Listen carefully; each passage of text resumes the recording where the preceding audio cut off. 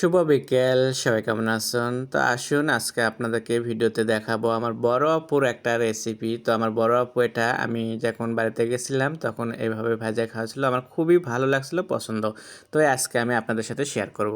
তো এখানে 2টা বেগুন নিছি, বেগুনটাকে দেখতেই পারছো আমি এইভাবে একটু ফালা করে নিছি বোটা সহ, আর বোটার পাশে কিন্তু আস্ত রয়ে গেছে। এটা কিন্তু একটা খুবই সুন্দর লাগে দেখতে, খেতেও এটা স্বাদ লাগে। তো যাই হোক আমি এখানে দিয়ে দিলাম স্বাদ মতো লবণ, হলুদ পাউডার, মরিচ পাউডার, সাথে দিয়ে দিচ্ছি একটু আদা রসুন বাটা। তো দিলাম রসুন বাটা, আদা বাটা। তারপর আমি এখানে দিয়ে দিচ্ছি এখানে একটু তান্দুরি মশলা, একটা ডিম, কর্নফ্লাওয়ার। আমার আপু কিন্তু চালের গুঁড়ো দিয়ে বানাইছিল গ্রামে, তো ওখানে বাংলাদেশে তো গ্রামে তো কর্নফ্লাওয়ার ছিল না, সেই জন্য করে চালের গুঁড়ো দিতে পারেন আপনারা, কিংবা ময়দা দিতে পারেন। আমি সাথে একটু সর্ষের তেল দিলাম, দিয়ে আমি এখন এগুলো সব ভালোভাবে মিশিয়ে বেগুনের সাথে আমি ভরে নেবো এভাবে।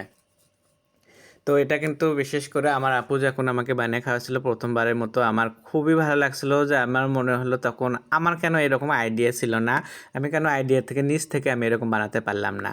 তো যাই হোক আমার বুদ্ধি শুদ্ধি একটু কমই, আমাকে অনেকেই বলে যে আমি নাকি গুছিয়ে কথা বলতে পারি না। তা আজকের ভিডিওটা আপনাদের কাছে কেমন লাগে অবশ্যই আপনারা আমাকে জানাবেন কমেন্টের মাধ্যমে। তো আমি এটাকে সুন্দরভাবে মেখে রেখে দিলাম। এখন এইভাবে একটু ভিতরে দেখেন একদম সুন্দরভাবে আমি আঙ্গুল দিয়ে করে একদম ভরে ভরে আমি একদম ভরে দিলাম মশলাটাকে, বেগুনটাকে। এখন আমি এটা 10 থেকে 15 মিনিট রেখে দেবো। আপনারা চাইলে সময় না থাকলে সাথে সাথে আপনারা ভেজে নিতে পারেন। তো 10 থেকে 15 মিনিট রেখে দেওয়ার পরে এই যে দেখেন এখানে আমার কিছু আবার মরিচ ছিল, ক্যাপসিকাম মরিচ, তো আমি এটাও একটু এর সাথে ভেজে নেব। তো এই ফাঁকে আমি গরম তেল বসে দিয়েছিলাম, এখানে তেলটাও হালকা গরম হয়ে গেছে। আমি এটা বেগুনটাকে আমি দিয়ে দিলাম চুলোতে। তো একসাথে আমি সবগুলো দিয়ে দেবো, যেহেতু আমার কড়াইটা একটু বড় আছে, একসাথেই ভাজতে পারবো। তো এটাকে এখন আমি সুন্দরভাবে ভেজে নিতে হবে উল্টে পাল্টে। আবারও বলছি, এটা আপনারা বাসায় যারা বানিয়ে না খাইছেন একবার বানিয়ে খান, খুবই ভালো লাগবে। এটার সাথে তেমন কিচ্ছু না, শুধু যদি ডাল থাকে সেই ডাল দিয়ে আপনারা 2 প্লেট ভাত খেতে পারবেন, কিংবা কোনো কিছু আর নাও নাই তারপরেও আপনারা এটা দিয়েই আপনারা 2 প্লেট ভাত পেট ভরে খুব মজা করে খেতে পারবেন।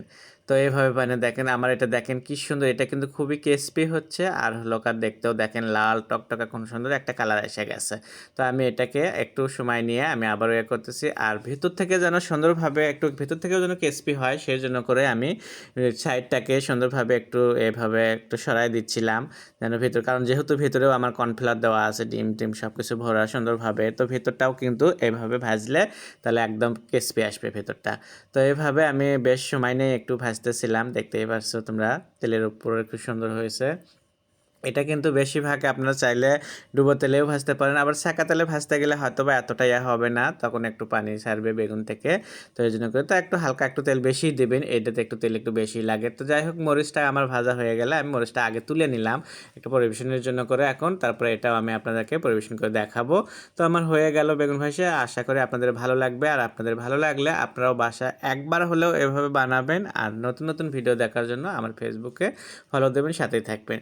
তো বেগুন ভাজিটাকে আমি সুন্দরভাবে করে নিচ্ছি। আজকে তো অনেক মজা করে খাবো, বড় আপুকে খুবই মিস করতেছি। আজকে আমি বড় আপু এইভাবে বানিয়ে খালো, সেটাকে আমি সেই রেসিপি আপনাদের সাথে আমি শেয়ার করতেছি। আশা করি আপনাদেরও খুবই ভালো লাগবে এই রেসিপিটা। তো আপনার বাসায় কিন্তু অবশ্যই আপনারা বানিয়ে খাবেন এইভাবে। আর আমারটা কেমন হলো সেটা অবশ্যই আপনারা জানাবেন। তাহলে আমি দেখতেই পারছি সুন্দর জিনিস সুন্দর বাটি থেকে সার্ভ করে দেখালাম। তো সবাই ভালো থাকবেন, নতুন নতুন ভিডিও দেখার জন্য সাথে থাকবেন।